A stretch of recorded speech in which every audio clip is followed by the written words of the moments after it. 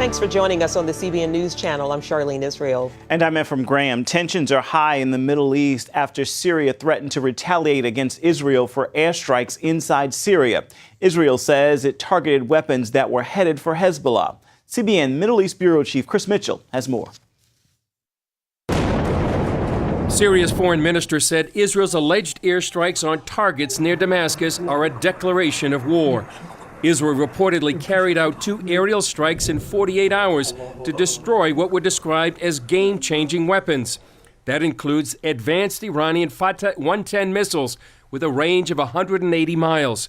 Iran was shipping them through Syria to Hezbollah in Lebanon. The attacks highlighted growing Iranian involvement in Syria and the region. The feeling here in Jerusalem is that any retaliation will be decided in Tehran by Iran's mullahs, rather than in Damascus by the Assad regime. Syria cannot retaliate without an approval of Iran, and also Hezbollah. Only Iran can approve, because Iran is a great supporter, sending the weapons. Israel moved Iron Dome anti-missile batteries to protect northern Israel. But on Monday, Israelis on the Golan Heights and elsewhere were taking the situation in stride. Officially, the Israeli government has neither confirmed nor denied the airstrikes. Israeli Tourism Minister Uzi Landau said it was Israel's policy not to allow a certain kind of weapon to reach the hands of terrorists.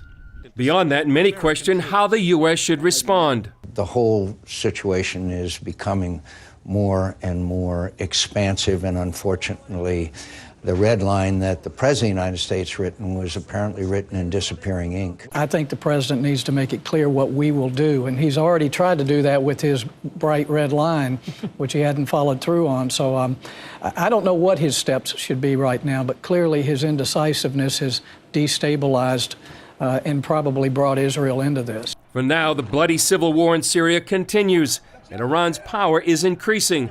But after the weekend attacks, it's clear Israel is ready to act if it feels its security is threatened. Chris Mitchell, CBN News, Jerusalem. Meanwhile, the Obama administration is not commenting directly about the airstrikes. The White House spokesman says Israeli concern is justified, and it's working in close coordination with Israel.